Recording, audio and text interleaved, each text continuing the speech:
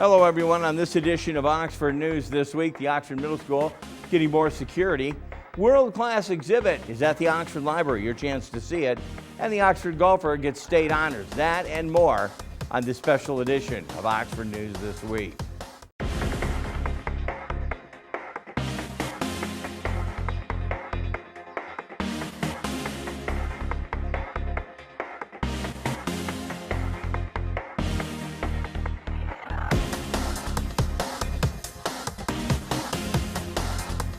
Welcome back. Last Thursday, Oxford Community School announced they placed an order for 2 evolved weapon detection systems to be installed at the Oxford Middle School. Currently, the district uses the evolved kiosks at 2 main entrances at the Oxford High School. The evolved system are projected to arrive within the next few weeks. ESS armed security guards will be maintaining these machines daily along with the assistance of school administration. One of the evolved weapons detection systems will be located at the Oxford Middle School main entrance and the other located near the gymnasium entrance. The total cost of the 4-year lease on the program, $185,400. For a little over a week, James Vernier, 48, has been getting the lay of the land around Oxford Community Schools and what he might have to do. On October 24th, he took a position with the District of School Safety Administration.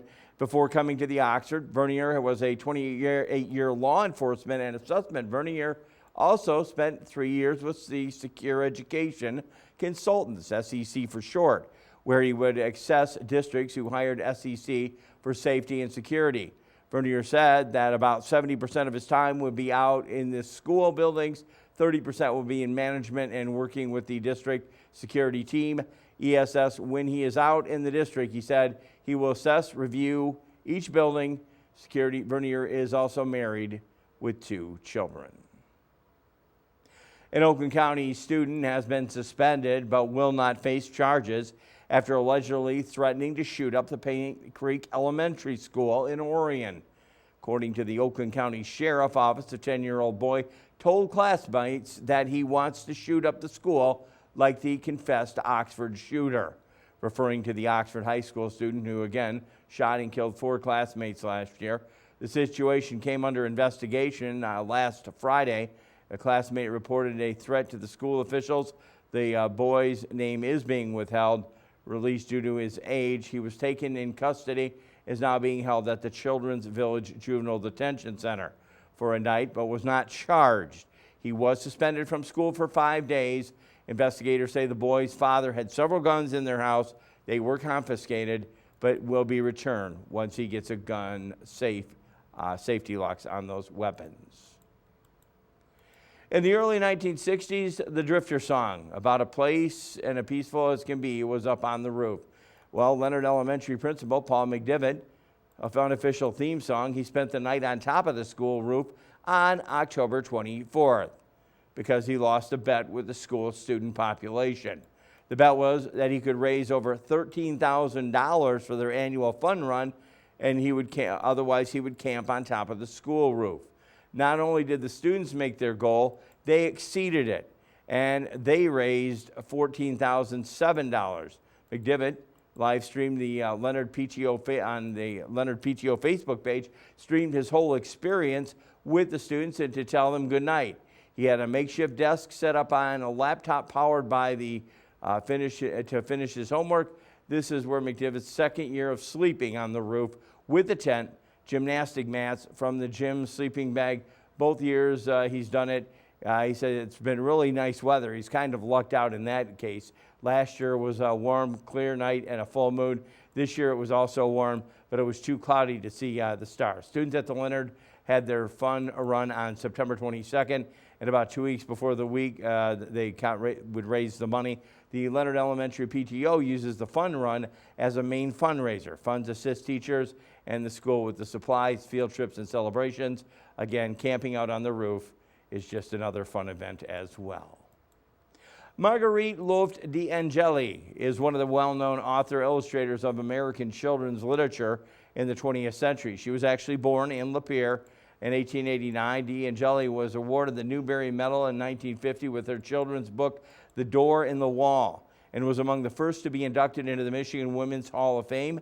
From now through the end of December, the Oxford Public Library will host the Marguerite D'Angeli exhibit. According to Jema Behrman, who heads up the library Adult Services Department, D'Angeli created a large collection of fiction written for children that enhanced the country, literature, and described its cultural diversity. Her body of work spans well over 50 years with 28 books written, illustrated, more than a dozen books illustrated for other writers. Margaret D'Angeli Library in Lapeer houses the Margaret D'Angeli Archive, one of the largest collections of original artwork, manuscripts, personal correspondences, and memorabilia. Again, Oxford Library is very beneficial to be able to have this exhibit through the end of December. Of course, the Oxford Public Library, located at 530 Pontiac Street. If you'd like more information, contact the library at 248-628-3034. We have our lovely NHS volunteers again today. They're giving help with tech-related questions. Maybe you're like myself and you find yourself on a computer and it's all locked up and you don't know where to go.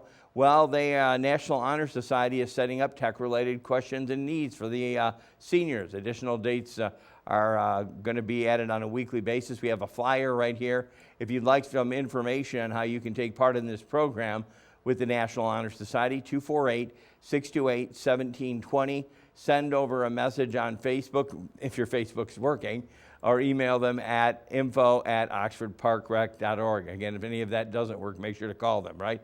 Again, they're going to be there for a few times. They have dates with the flyer that we have up here right now that will tell you how they can help you with your tech-related questions. With that, Dave Kenny will have Auto Talk Science in the News. I will be back with a brief look at sports. You're watching Oxford News This Week. We'll be right back. When it comes to vaping, the truth can get clouded. So let's make it clear. Vaping is not safe for kids, teens, or young adults. It's just not. Because vaping can put microscopic particles into your lungs. And dangerous things like metals and volatile organic compounds into your body. And nicotine, the same highly addictive substance found in regular cigarettes. Nicotine can harm a person's brain development through their mid-20s, affecting learning, memory, attention, and impulse control, and priming the brain for other addictions. Vaping products also come in kid-friendly flavors that can make them appealing to youth. And many kids also use other drugs, like marijuana, in vaping devices. With appealing flavors, high nicotine levels, and lots of promotion on social media, many kids think vaping is harmless, but it's not. So talk to your kids about the risks of vaping, because when you talk, they hear you.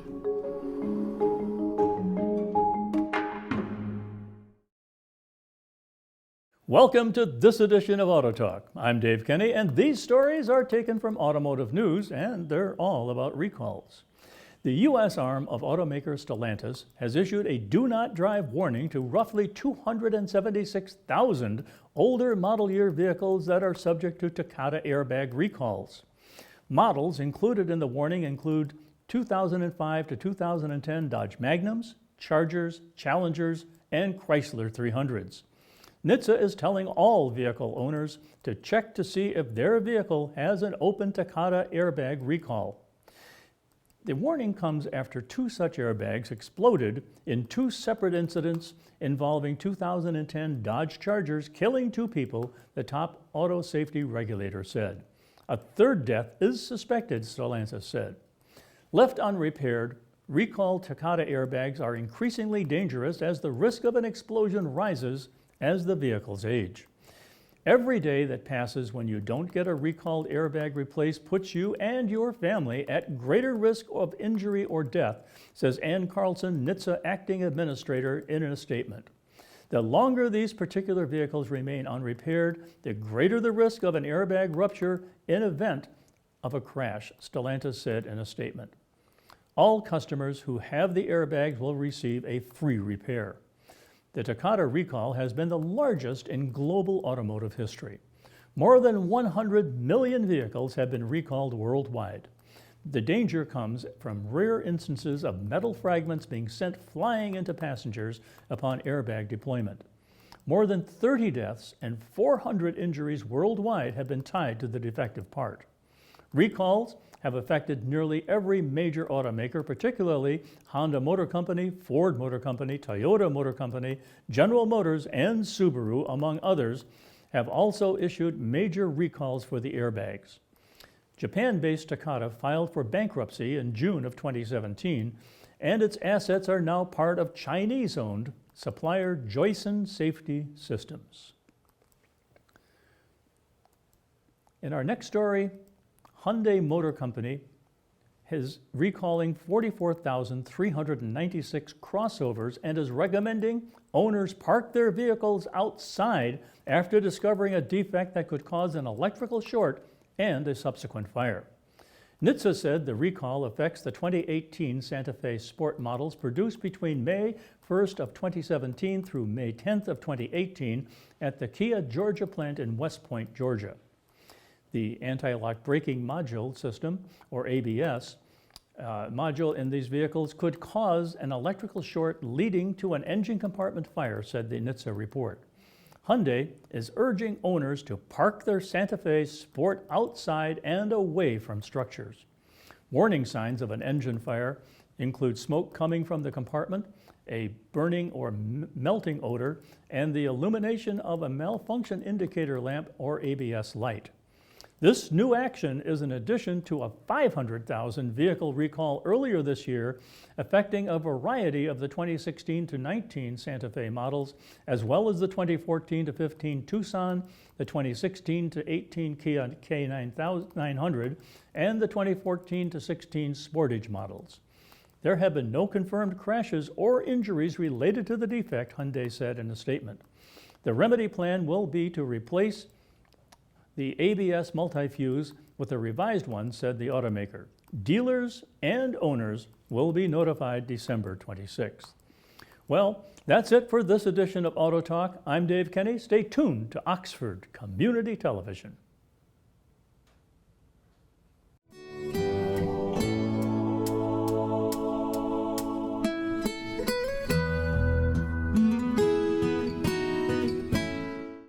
Welcome back, Oxford Sports. A brief look at sports as we're in between the fall and winter sports. We will be covering a whole array of winter sports coming up. The Lynx were kind to Oxford High School junior Kira Billis. Last Friday, the Wildcat golfer received an honorable mention to the Michigan Interscholastic Golf Coaches Association All-State Team. According to her coach, Gretchen Gabler, Billis is the only of the second Oxford golfer to receive such an honor since the MIGCA has been involved with the sport. Kyla Krasuski was the other Wildcat to receive an honor and was the 2012. According to Gabler, golfer scores, placement in tournaments are used to determine the all-state status. Again, congratulations to her. Tim Perks is a proof patient pays off. An Oxford native from 2011. He was a graduate of the Oxford High School. Perks left home after high school to play junior hockey in Canada, Manitoba, and the Maritimes before attending the NCAA Division III hockey at Northland College in Ashland, Wisconsin. After college, he continued playing hockey at the professional level. Most of his federal prospects, the FPHL League organizations out of state. Again, this season has all but changed as the Perks signed with the Motor City Rockers, a new FPHL team playing out of the Big Boy Arena in Fraser. Prior to the Rockers, Perks skated with the Mentor, Ohio Icebreakers in Danbury, Connecticut, Hat Tricks, and the Carolina Thunderbirds. He also played 2 games in the Southern Professional Hockey League for the Quad City Storm. While at Oxford High School, Perks played for 4 years under the coach Dave Haig. The field was actually involved with the Lake Orion high school hockey team and had immediate connections to his hometown. Now, Perks is 29 years old. Said he's taking his career day by day at Northland. Perks graduated in 2018 with a major in business management and minor in environmental studies. He's noted he has just 6 credits shy of a second major of entrepreneurship. With the 1-year anniversary approaching the unfortunate Oxford school tragedy, Perks said he remembers where he was that day and how he felt. Back in Fraser, Perks is currently out of the lineup. He took a hit to the head in the first game of the season against Port Huron and experienced a concussion, which has him out for a bit of time, but he will look forward to getting back on the ice. Once again, a former Oxford grad doing well with what he likes to do in hockey. That wraps it up in sports. I think Dave Kenny has another segment coming up, and then I'll be back to say goodbye. You're watching Oxford News This Week.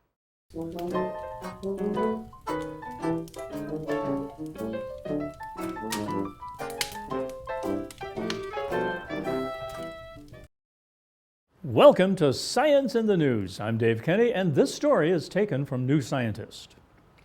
Moving to daylight savings time permanently could prevent 36,550 deer deaths, 33 human deaths, and $1.19 billion in cost annually in the U.S. Callum Cunningham at the University of Washington in Seattle and his colleagues have analyzed data from 23 U.S. states that included details on more than 1 million collisions between deer and vehicles from 1994 to 2021.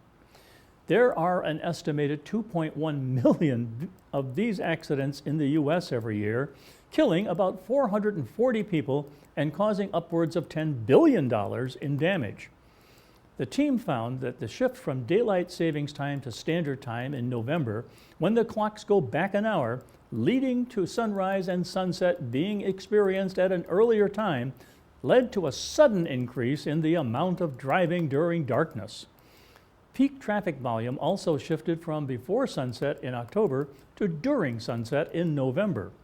The record showed that collisions between deer and cars in the U.S. rise by 16% in the week following an autumn clock change. The animals haven't changed their activity patterns at all. It's just that there's more traffic on the roads in the periods that they're vulnerable, says Cunningham. The change in time system causes sunset to come forward an additional hour relative to clock time. That means that irrespective of seasonal changes in day length, there is more traffic at night during standard time compared to if clocks remained on daylight savings time. Almost 10% of collisions with deer tend to occur in a period of 2 weeks before the autumn clock change, which the team says is 2.5 times greater than would be seen if collisions were uniform across the year. The animals are more effective, or more active that is, than usual around that time of the year, however, because it is their breeding season. Deer are the largest species of animals commonly hit by cars in the U.S., and collisions generally cause enough damage that they are reported to insurance companies, making data easy to collect.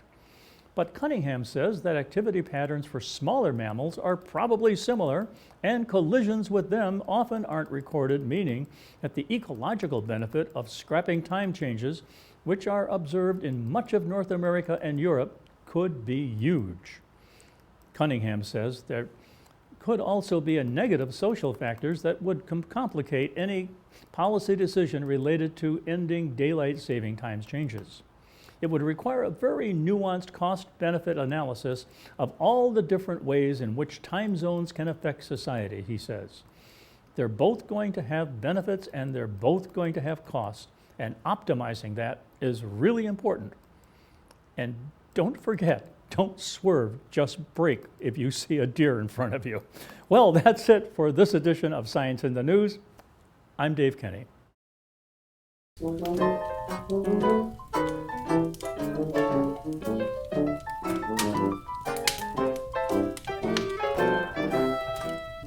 That wraps up another edition of Oxford News This Week. Once again, OCTV can be viewed on Spectrum Charter Channel 191, Channel 99 on the AT&T UVerse system. We're always on YouTube, Rumble, and Facebook. You can even download the Roku app on the OCTV program to get OCTV programming. OCTV is also available to local groups for producing public service announcements. Have a show idea, want to volunteer, give their office a call at 248-628-9658. Get our office, I should say. Thanks to producer director Kyle Snage, videographer Al Campbell, editor Kyle Snage, program coordinator Dan Weiss, program director Connie Miller, and station manager Terry Stiles. For everyone here at OCTV, I'm Jim Hughes, hoping you have a safe week, and I invite you back next time. And again, we will take a look at Oxford News This Week.